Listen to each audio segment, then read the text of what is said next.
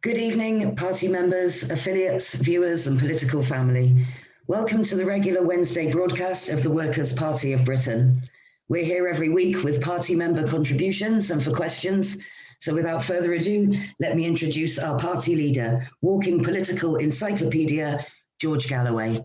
Thank you so much, Tess. Your introductions are most kind, and I'm very grateful to all who've tuned in live and all who will watch this later, both from within the party and from those that we hope to recruit to the party, this fastest growing party in Britain.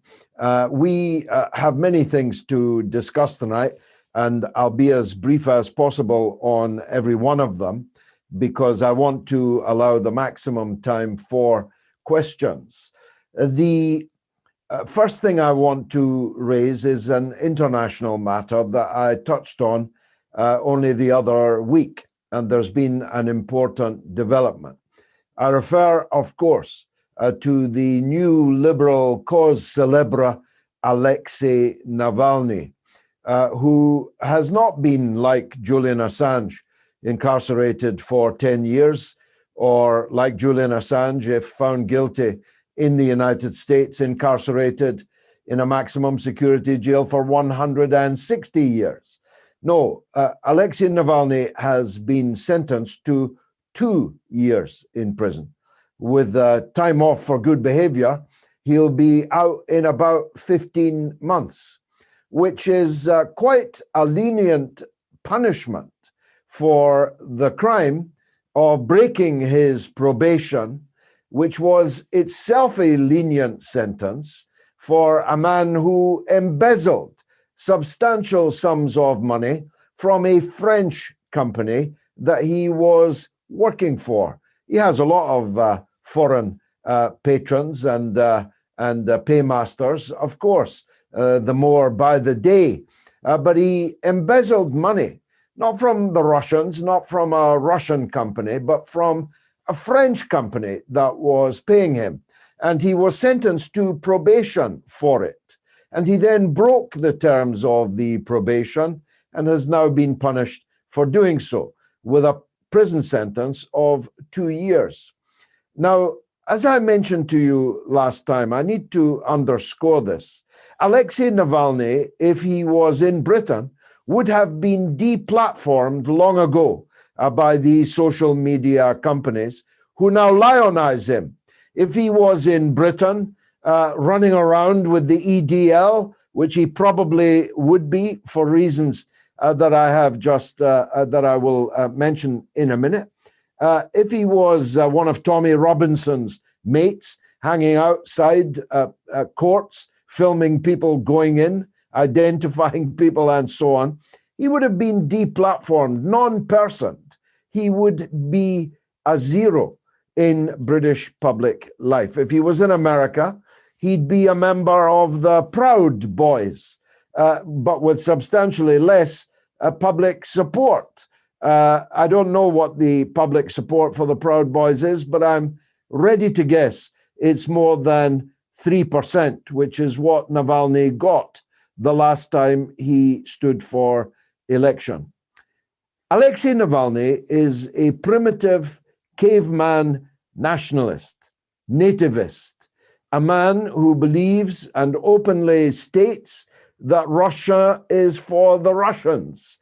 And by Russians, he doesn't mean anyone merely born in Russia, but who looks like him and was born in Russia.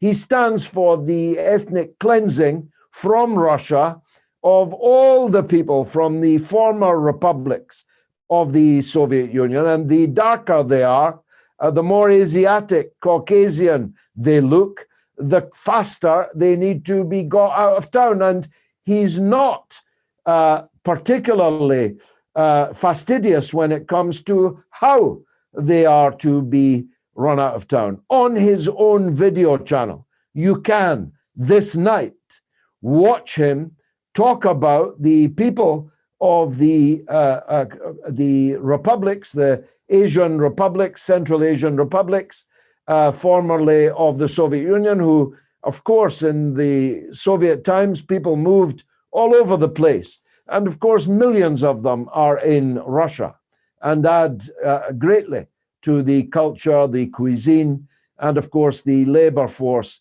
in Russia. He describes them on his own video channel, in his own videos, as cockroaches.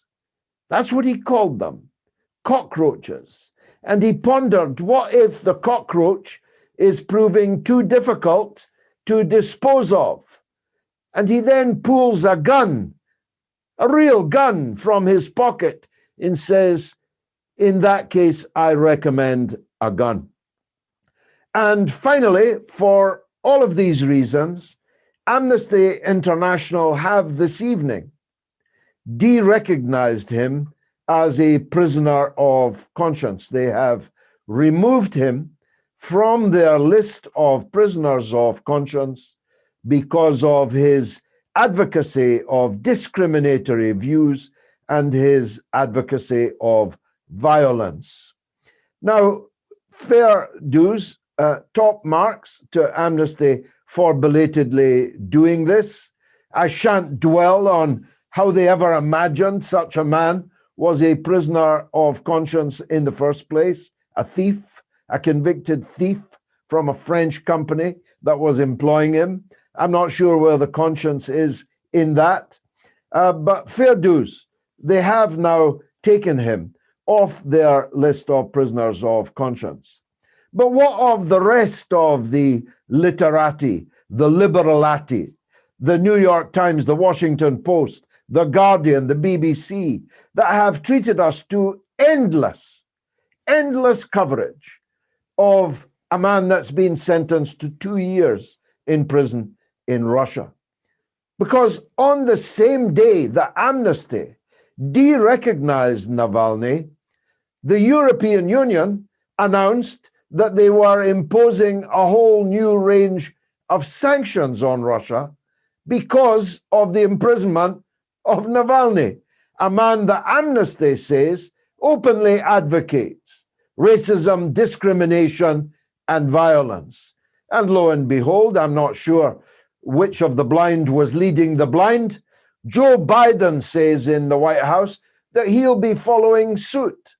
They obviously didn't get the memo from Amnesty International and continue to portray as a Spartacus a man who is a rancid racist and an advocate of the most brutal violence.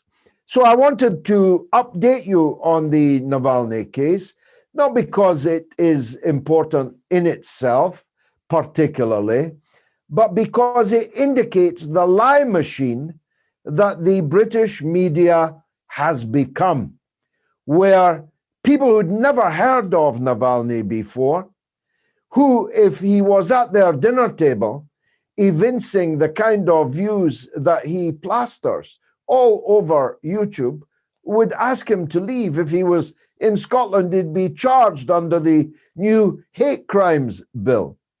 People who had never heard of him, would never give him house room, are suddenly talking about Navalny like they knew anything about the internal politics of Russia. And if pressed, advocating the very sanctions that the EU are considering from today. It's a very salutary, sobering example, not just of how we struggle against the baseless slander, endless slander of whoever the enemy of the day is. And this is important too. Have any of you heard anything recently about anti-Semitism in the Labour Party? Whatever happened to that? Only 12 months ago, there was no other story in British politics but that. Who's been expelled? How did they extirpate this hideous menace from the ranks of the Labour Party and from British public life? Who now hears anything at all about any of these cause célèbres that are dragged out to confuse us. The Skripal case, for example. Where are the Skripals? Why is no one asking that? Why is no journalist keen to interview the Skripals? Why was the Skripal house able to be knocked down? Knocked down after police officers stood outside it for weeks, stood inside it for weeks. What about all the absolutely contradictory facts in the Skripal story? What about the fact that the would-be assassins stayed in an East London hotel the night before they went to Salisbury, and traces of Novichok were found in their hotel? But nobody told the maids, nobody told the other guests, and the hotel is still operating perfectly normally. So the Skripal house had to be knocked down, but the hotel that the assassins had their Novichok in continues to operate as a hotel. It's this kind of nonsense, as if we were idiots, is dragged out in front of us time after time after time as a look over there maneuver, as a maneuver to bamboozle us, either into hating the enemy of the day. I'm just finishing now the last ribbons and bows for my Killing Kelly film. Who any longer talks about the non-existent weapons of mass destruction on which we launched an earth-shaking war, the reverberations of which continue to this day in Iraq, throughout the Arab world, and everywhere in the world? If some hideous atrocity, mass murder takes place in some parts of the world, what part will the fake war on Iraq have played in the fanaticization, the extremization of the perpetrators? But nobody talks about it anymore, is my point. Tony Blair is back in government. He's advising Matt Hancock, the health secretary, on how we should develop a route map, a roadmap, a plan to get out of the coronavirus. I hope it's better than the roadmap that he devised in his capacity as the Middle East peace envoy. You see the point I'm making? They just flit from one subject, one canard, to another.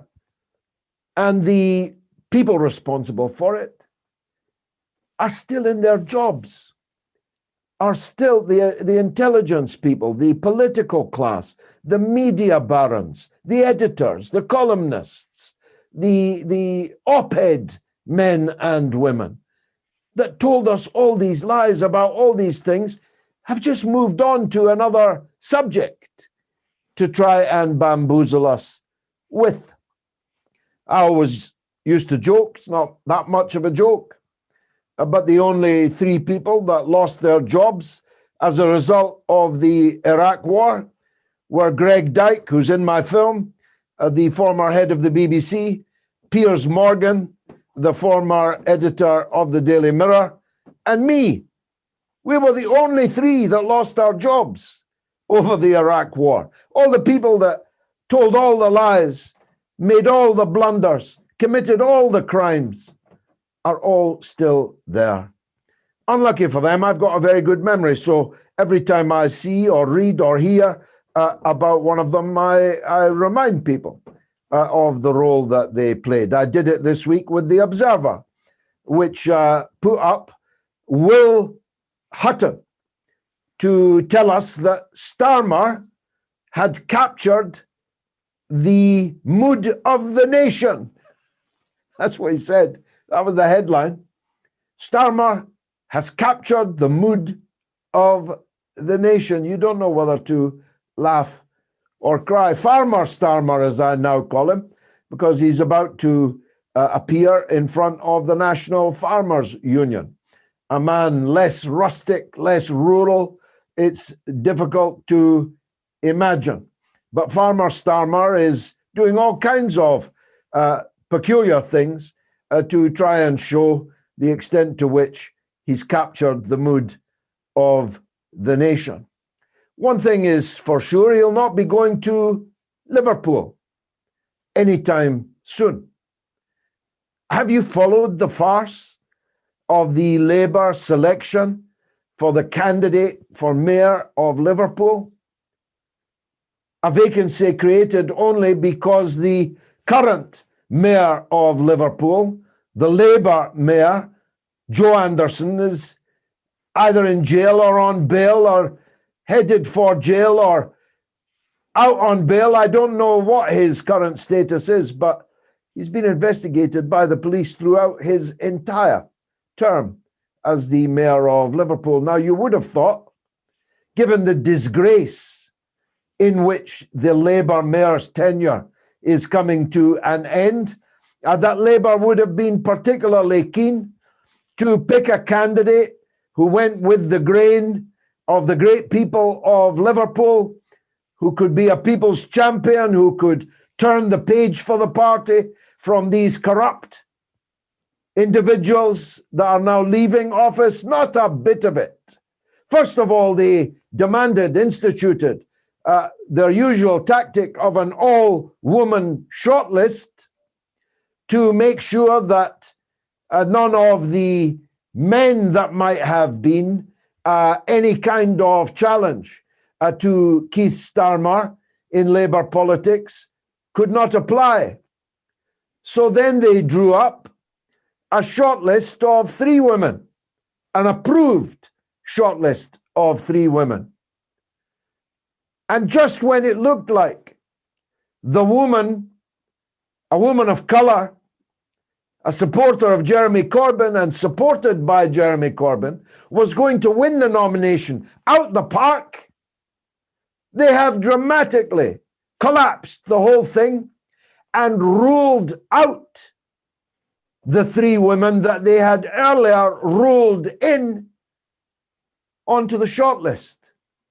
These 3 women that were running for the position are now persona non grata. Before very long, they'll be suspended and expelled unless they accept their fate and go quietly.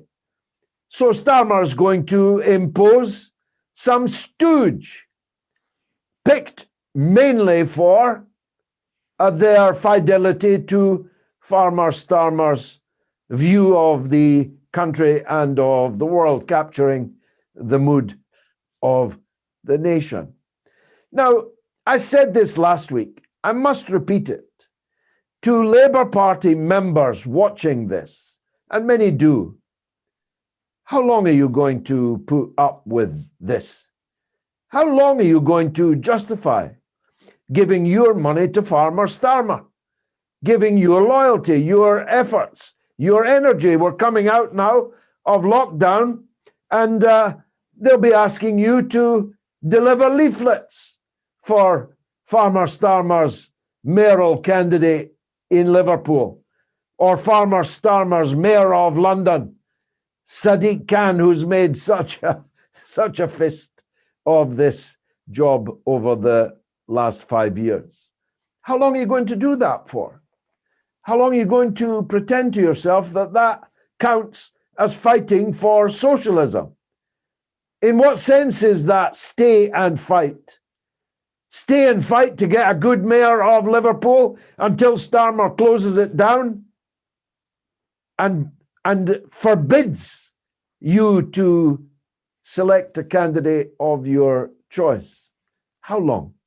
How much longer are you going to do this? Now, of course, I hope that you'll join the Workers' Party, but the very least you have to do is leave the Labour Party. If you're a trade unionist, the very least you've got to do is stop funding all of this. My Union Unite is giving millions of pounds to these people, while Our members are being booted out of the Labour Party, stopped from becoming candidates for public office. I mean, at least Dick Turpin wore a mask.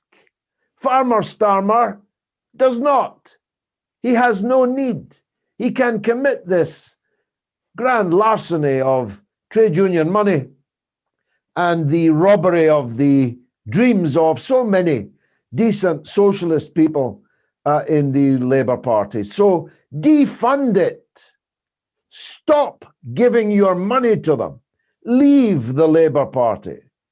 And of course, I urge you to take a good look at the Workers' Party, our style of work, our identity, our posture on international and national issues, the growth that we have experienced, phenomenal growth in just 14 or 15 months, thousands of people, scores of branches in every part of the country, and scores of candidates standing in the local elections, in the Welsh Synod elections, in the Scottish Parliament elections. The Workers' Party is everywhere. I see from videos produced by our excellent guerrilla journalists amongst our ranks who are on picket lines and filming the trade union actions that they're on. And you can look at our website, you can see what we stand for, and just as importantly, what we do. I mean, standing for something doesn't mean all that much if all it is words on a virtual page on a website. We live our politics, even in the time of the coronavirus. We hold meetings like this every week and more. We have political education work going on all the time. We're preparing for elections. We're on picket lines. When we can, we'll be on protests and demonstrations and delegations. We are a party of action as well as words, though the words are not too bad either. Finally, I want to make a comment on the election regulations because I introduced this subject last week. To their credit, the British government have responded and they have issued exemptions from the coronavirus regulations for those that are involved in electioneering from the 8th of March, which is not long distant. From the 8th of March in England, you will be allowed to deliver leaflets. You'll be allowed to canvass. You'll be allowed to hand out leaflets in the streets from the 8th of March. And we'll be doing all of those things. And you're allowed to, someone's allowed to use their house as a committee room, and people can come to the house to pick up leaflets and so on, observing all the sensible social distancing and PPE and the rest. We're not idiots about this subject. It's real, the coronavirus. We have to be careful. But that is a tremendous shot in the arm for us in England. But guess what? There are elections in Scotland which arguably, not more than arguably, are definitely, obviously, even more important than the elections in England. After all, doesn't matter who wins the London mayoralty, London isn't going to leave Britain. But the clash north of the border, in which I and my colleagues are deeply involved, does raise existential questions about the continued existence of the country. The separatists win, we'll be off down the road to Catalonia at best, and the north of Ireland at worst. So the Scottish elections could scarcely be more important. But we have no lifting of the restrictions on electioneering in Scotland. None. Now, I'm saying this to you now, unless the Scottish government lifts restrictions on people in the Scottish parliamentary elections, I'm going to follow the British government's regulations. And you can arrest me if you must. But I'm not going to allow an election to take place where, as a candidate, as a leading candidate, I'm not allowed to put leaflets through people's doors. I'm not allowed to put my soapbox up in an open space in a shop car park. What kind of mug would I be if I allowed an election to be stolen like that?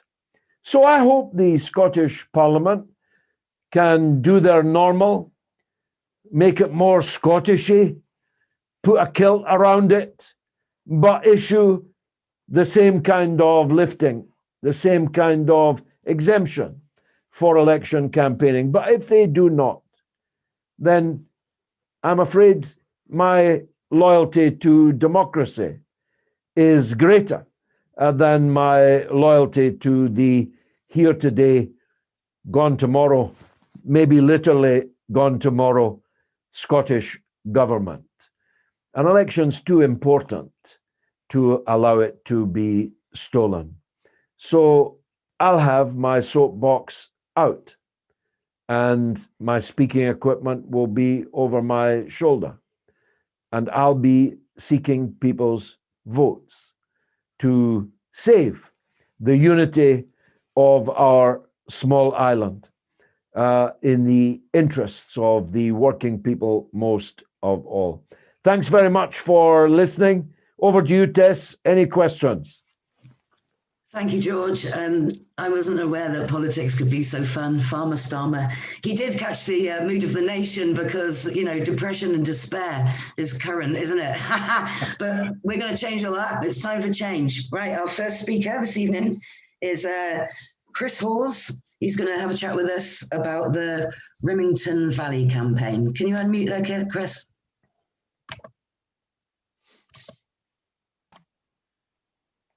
Am I unmuted? Hi, we got you. Hi, Chris. Yeah. Hello, George. Hello, Tess, and hello to all our comrades listening. Rimrose Valley is the name of the campaign by ours. It was started to oppose a road that is going to be built through a nature park in South Sefton. Which is it wants to be built by Peel Ports and Highways England, despite there being a large public opposition to it in the area, and lots of alternatives have been suggested, including reopening a railway, using the canals and river for freight to the ports, and high-tech mass movement systems such as overhead container transfer. I'm involved in a small way with the campaign. I've been handing out leaflets, cleaning up litter in the park. And me and another comrade, CJ, have been in touch with the main organiser of the campaign, and he welcomes the support of our party. Most of the information about the campaign is on their website, which is Save Rimrose Valley. And there's a petition there you can sign if anybody wants to. And I think how we can help as a party with this issue is we can, people in the local area who are members can join protests, which will be starting again after the lockdown. And as a socialist party, we want to nationalise transport and have a fully integrated transport system, which I think would lead to any kind of distribution links around the docks. It'd be much easier to implement if you had an integrated transport system, and that's something that the campaign hasn't mentioned, but it's something that we as a party are in favour of. The name of the petition is it's Save Rimrose Valley. I'll type in the link to the website if you want to have a look at it. That's all I've got to say. What do you think about that? Well, thanks for that. I don't know all the details. I know the details about the park, of course, because you've given them. I don't know what the implications for the docks are. I'd like to see that first before I committed myself. Obviously, in all of these matters, we have to balance the environmental issues with the jobs and the economic impact of things on particularly a workforce which has been decimated over decades. The Merseyside docks were once majestic, employing scores of thousands of people, and that's no longer true, of course. But good luck to you. I hope you can do everything you can, and your friends in the area. I wish them success in highlighting the need for parkland, particularly parkland amongst urban dereliction and poverty and alienation that clearly exists now in Liverpool after decades of economic rundown by governments of both parties. We stand with the people of Liverpool. We stand with the workers of Liverpool, and we want to help the trade unions that continue to represent the working class in Liverpool. So let's just get a reading on it from the trade unions, from Unite, the other unions in the docks. But I take my hat off to your activism. Well done, you. Thanks, George, and thank you, Chris. Chris is going to be joining our environmental policy group on our meetings on Friday evenings, so that'll be really interesting. We can get some updates on that and do some poking around and some research. So that's brilliant. Thanks, Chris. Okay, next up we have George Dragon. Okay, George, can you unmute there, Dal? We got you. Good evening, all. Good evening, all. George, great to see you again, son. Great to see you. Yeah, so the reason I wanted to speak tonight was about censorship. It's something that I've been quite vocal about in the past. As some of the other members do know, I actually got deplatformed from Twitter quite a few times, this time in a permanent way. And that kind of led me to having to jump onto things like Telegram. And then I ended up having an issue with Telegram getting censored on there for questioning the leaders' links with the World Economic Forum. Pretty simple stuff. It's just out there in the public. Anyway, I ended up getting kind of censored from there, and it made me really, really start worrying that even the kind of bastions of free speech seem to be getting affected by this massively authoritarian shift I've noticed. And I definitely think that we as a party definitely need to start kind of speaking up about, you know, freedom of speech, freedom of expression. And, you know, because I'm seeing a lot of this kind of, I don't know, it's almost, I don't want to say Orwellian, because, you know, a lot of people always say that kind of thing, but it just seems like, you know, you say the wrong things, cancel culture comes for you. And the fact that they're silencing every type of voice that speaks up against the establishment, whether it's on the left or on the right, doesn't even seem to matter. It's just if you're saying something that the government doesn't like, they're going to find a way of shutting you down and making sure you don't get that message out there. And I think it's definitely massively increased over the last year. There's been so many things. I mean, especially with all the, you know, crazy COVID conspiracies going around, that was a good chance for them to say, okay, we need to put a lid on this. And it seems like whilst they put a lid on, you know, the really out there things, they used it as a chance to put a lid on anything that they see as a form of dissent. So yeah, I just think as a party, we really should be out there kind of looking at alternatives, not just on social media, but I mean, in general, you know, because obviously we need to make sure that people's voices don't just get muffled just because they don't like what's being said.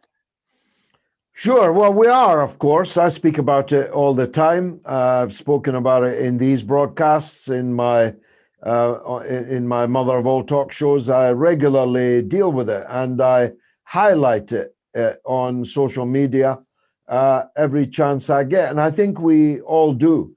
These are very, very difficult times, and too many useful idiots lent themselves to the suppression of everybody to the right of them or everyone to the left of them, and ended up surprised when the crocodile kept on eating.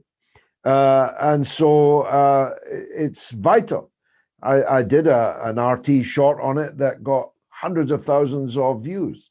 It is vital that we defend the right of everyone to speak. This is, after all, they call it a market economy. Let 1,000 flowers bloom and let every school of thought contend, and let the public decide who they want to listen to.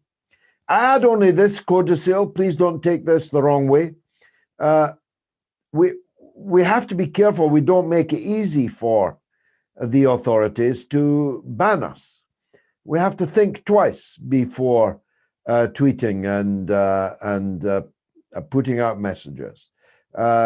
If this idea that I want to express can perhaps be expressed a little differently, it will make it more difficult for the censor to crack down on me. I'm dismayed that you've now fallen out with Telegram. I don't know what leader you were talking about and their links to the World Economic Forum. Was it the leader of Telegram, you mean? Yeah, I think that was the guy who created Telegram, I think is who he was referring to.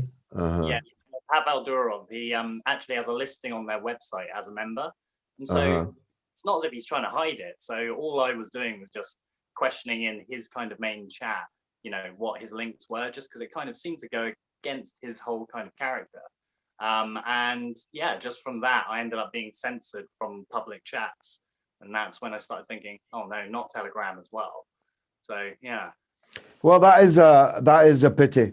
But my point stands that we should be very careful not to make it easier for the censors, make it as difficult as possible, so that when if action is threatened or taken, we can have the maximum number of people on our side.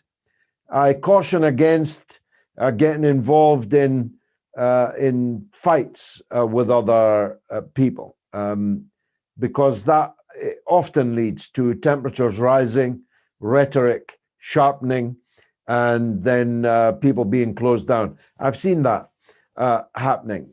There's no profit in having bitter fights with people on Twitter. That's not what I use Twitter for. I use it as a notice board for the ideas I want to get out there. It's not a debating society. I don't have time for a debating society. So if someone quite clearly is not the sort of person I'm going to be able to influence, then I move on and mute and even block if necessary.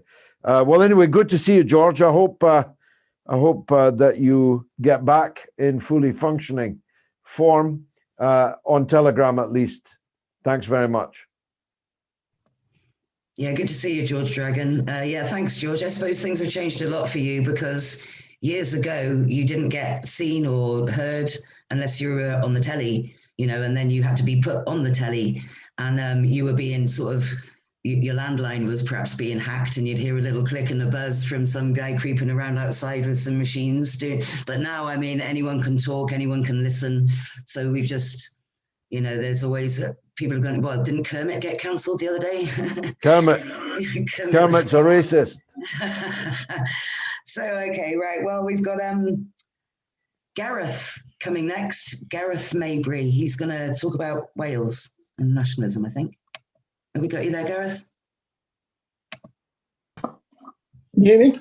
Am I Hi, through? Gareth. Yeah, Right there, George. I'd like to say first, I'm happy to be a new member. It's fine to have a party that actually speaks to working man like myself. excellent. Welcome on board. I started with the rest, now I'm with the best. Let's say it that way. Excellent. Yeah, just as you were saying earlier on, in May, we've got these Senedd elections coming up, of course. Yeah. And there's a rising independent sentiment on the left of the country. And I was wondering, A, how could we combat that? Because I find it to be quite exclusionary. It's, to be honest, seeing some of the statements, we always get the Wales versus England banter when the rugby's on, and I enjoy that more than anyone. But it's devolving into almost racism now to our brothers across the border. So that's A, how can we combat that? And B, what should the role of the Senedd be, you think, these days? Does it serve a role like it should? Well, I think it was only established by a very tiny majority in the referendum that set it up in 99, I think, or 98. It was wafer thin majority in setting it up. And it's clear that Labour, the Labour Party in Wales, is, as it's always been, a bastion of right-wing Labour politics, and that is less and less popular with the younger people, in particular, people who see themselves as having a radical outlook. The last outfit in the world they're going to join is the Welsh Labour Party. It was ever thus, but it's more than ever thus now. And so Plaid sometimes play left cards, but their project is a thoroughly reactionary one and would be absolutely ruinous for the working class people in Wales. I know Tess doesn't like me putting it as bluntly as this, but the idea of Welsh separatism is faintly ridiculous. The idea that Wales as a separate country could prosper is a ridiculous notion. It would lead to economic ruin, even beyond the economic depredation that has occurred in Wales, in all parts of Wales, over the last few decades. It would become a satrapy of the European Union, but only after it was able to join the European Union, which would be many years. And those years would have to be used by the government of a separatist Wales to effectively decimate the entire public sector, because if Scotland has a deficit that it would have to reduce by 2/3, I don't know the number, but I'm willing to bet that the Welsh deficit is very considerably higher. So there would be no public sector left in Wales. There would be no public services. There would be mass unemployment and immiseration. And all for what? So Plaid Cymru can wave a flag, so you can run one flag down on the flagpole and run another one up. There would be a carnival of reaction would follow such an economic disaster. And of course, a mass exodus of people and businesses out of Wales into England. So it is a ridiculous idea, and it can only be engineered by the kind of racism that you have identified.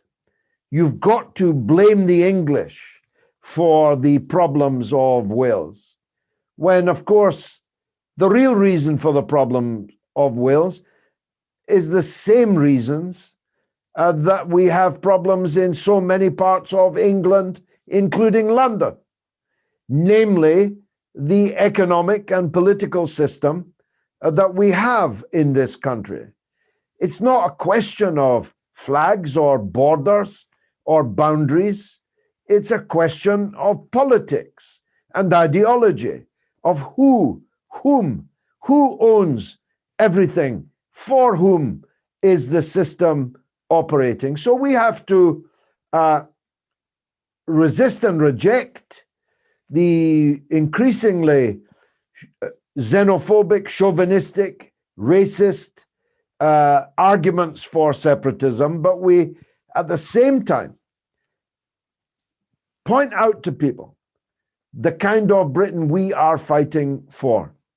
We're fighting for a Britain that would have no need to break up, in which there would be no argument about breaking up, because we'd all be, for the first time, in one boat heading in the right direction, and no one would want to jump out of it.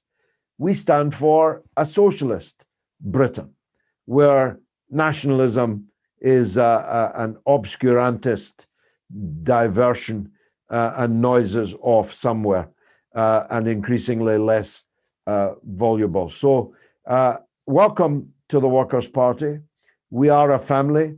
There's no difference between you and me other than of accent, but there's plenty of difference of accent in Wales itself. We read the same things, listen to the same things, watch the same things, follow the same sports.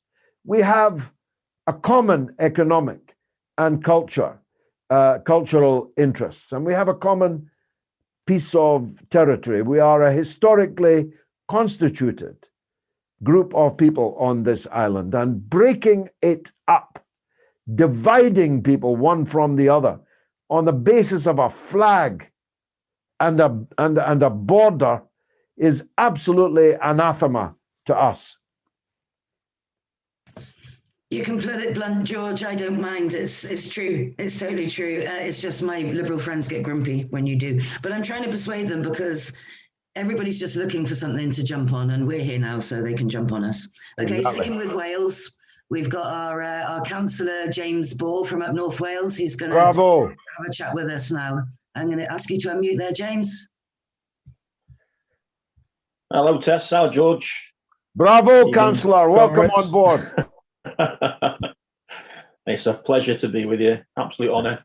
Thank Yeah, I couldn't agree with you more what you just said, George, about Blythe and the cul-de-sac of nationalism. So I'm Councillor James Ball up here in North Wales. I'm not Welsh, I'm English, but I've lived here all my adult life.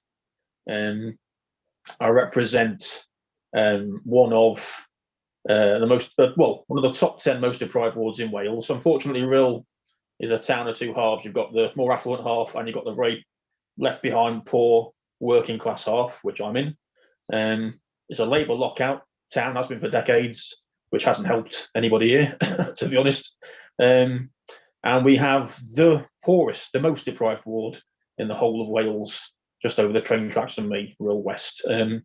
So yeah, I was asked to sort of say tell people what it's like being a councillor at these times, a community councillor.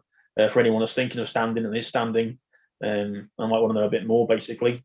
Well, to be honest, I've felt you're on the front line, because after 40 years of neoliberalism, particularly the last 10 years under the schizophrenic sort of Tory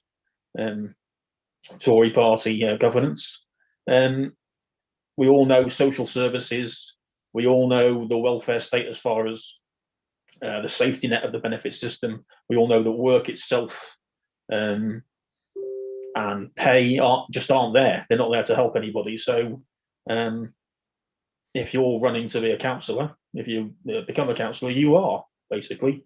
It's like any job, it's what you make it, to be honest. There's lots of councillors who spend a lot of time sitting on their well-cushioned behinds, drawing down their pay around here and not doing anything.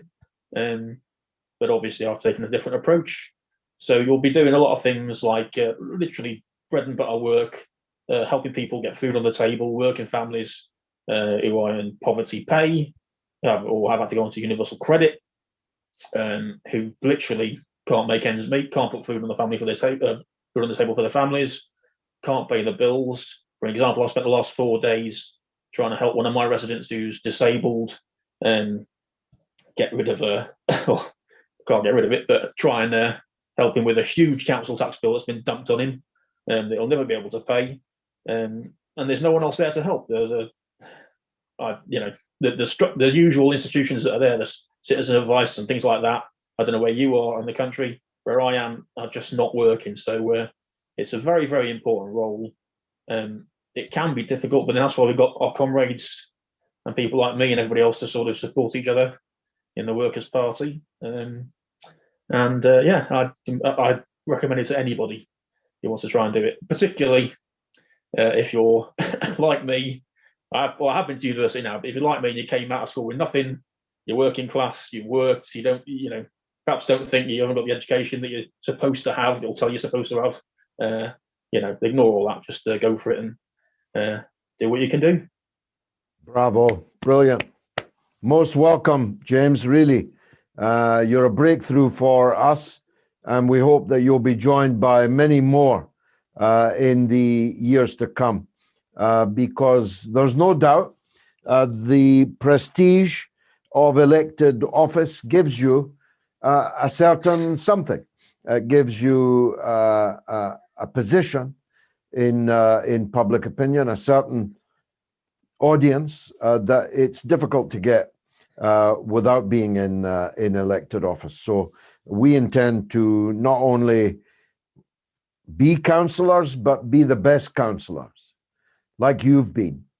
Be the most assiduous, the most dedicated, the best informed, and the hardest working councillors of all, because we'll be carrying not just our own reputation into these offices, but the hopes of thousands of people associated with the Workers' Party of Britain. And so everyone who goes for these offices has to be absolutely determined. They have to be unimpeachable in their conduct, and they have to be absolutely determined to be the best councillor that they can be. Thanks, James, very much indeed.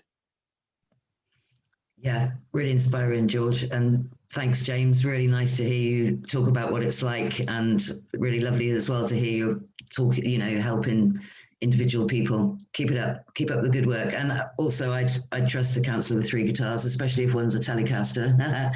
Okay, right. We have Claire Stranack next. Our lovely Claire, remote teacher. Can you unmute there, doll? Yeah, can you hear me? Yes, Claire, welcome. Okay, thanks very much. Schools in England return on the 8th of March, which is, I think, a cause for concern, but also a cause for celebration. It's just such a dark place, isn't it? And such an unequal place as well. And so the kinds of students that desperately need to be in school, hopefully safely, physically, the ones that need to be in school are the ones from the most disadvantaged backgrounds, obviously. Because not only we're talking about a 40% gap in their attainment even before they start school. And I think that that's disrespectful to people's families. And I think you've got to take that, with a certain kind of caveat. It's really about the opportunities that they have for literacy and numeracy that are helped by the structure of being in school. There doesn't seem to be, and that's vitally important, probably for the younger ones rather than for the secondary school students. But what do we have with capitalism? What we have with our education system and capitalism is potentially a crisis, but there's opportunity within that crisis, isn't there? But opportunity for them means our money, our public money being siphoned off into private hands under the guise, as they've done with the health service, under the guise of helping students to catch up, whatever that means, for the time that they've missed school. So the Tories have appointed a czar whose background, he says, is in teaching and education, but really it's the private sector. When you look into the groups that he's been associated with, it's with the private sector. Terrifying. It's this, we just accept this culture now that our money becomes their money. And then they sell us back products. Things that sound fantastic, like research and homeschool. I'm talking about school, the education system. And as teachers, you know it's not going to work. Nothing works better than staff, whether that's the health service, whether that's a train, or whether it's school.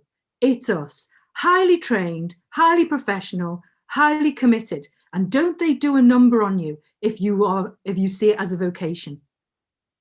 You know, if you're not just in it for the wage, but you want it to be something more than that, then they just have you over a barrel then. And so that's a grave concern to me, that here we go again. Not only the money's being siphoned off, and by the way, there's no need, because we've already suggested just have a windfall tax on those with private wealth of more than 10 million, and we'd raise 17 billion. There's your money. Forget raising council tax, forget raising income tax. No, just do a windfall tax. We've budgeted for that. We understand that. It's not, you know, complex, as if they will though, as if they will. So not only is that a grave concern, and me knowing, if you don't mind, that sounds so egotistical, but just knowing it won't work, because you need small class sizes like they have in the private sector. Why do they send their children to the private sector? Because they have small class sizes. They have resources. Oh, it's not about the money. Of course it's about the money. It's about your time with that student. It's about the extracurricular activities that they need. We talk about something like a kind of culture gap. I hate the way that's spoken about. And we've addressed this in the party, haven't we? The way we look down, we have to be very careful about looking down on working class culture. And I accept that. But we still have to understand that many of our students don't go to libraries, don't go to live performances, don't go to theatre, don't go for trips. Come on. You know, the stuff that we take for granted. And we should be taking for granted as part of their education, their all-round education. What do? We stop them doing art, we stop them doing music, we stop all that because we have to push them and train them for exams. And what's the Labour Party suggesting? Summer schools, the efficacy of which is not even being examined, but we actually know they don't work. Anything that sounds like, oh, you know, that's a good idea. People spending, you know, more money and teachers being more, having their working conditions eroded even further. It always sounds good. It isn't, trust me. And the Labour Party have said, no strikes. Sorry. You know, back off. As we've said, please don't fund the Labour Party. They're not on our side. If you were ever in any doubt about that, it's a lonely position, but it's also the true position that we cannot rely on them at all. The unions have got to look after their members, and it's got to be away from the Labour Party. And in my area, teachers have got to stop seeing themselves as some sort of branch of social work or almost quasi-religious. Get on strike if they're going to erode your paying conditions. Because you know what? You're no different from somebody who is getting hired and fired on garbage contracts in the gas industry, you know, in telecoms. There's no difference. Stop seeing yourself as being different from other workers. You're not. You'll get shafted like they are very soon. Okay, thanks for the chance to speak. Thank you. Oh, brilliant. I couldn't improve on that. I won't try to, Tess.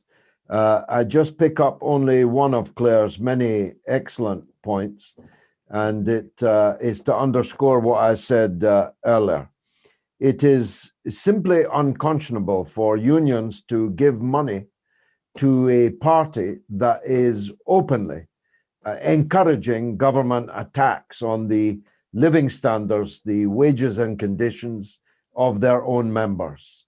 I mean, this would be called fraud in any other context, to pay the person who's stealing from you, stealing your conditions, stealing your wages, stealing your prestige and your importance in the public's mind.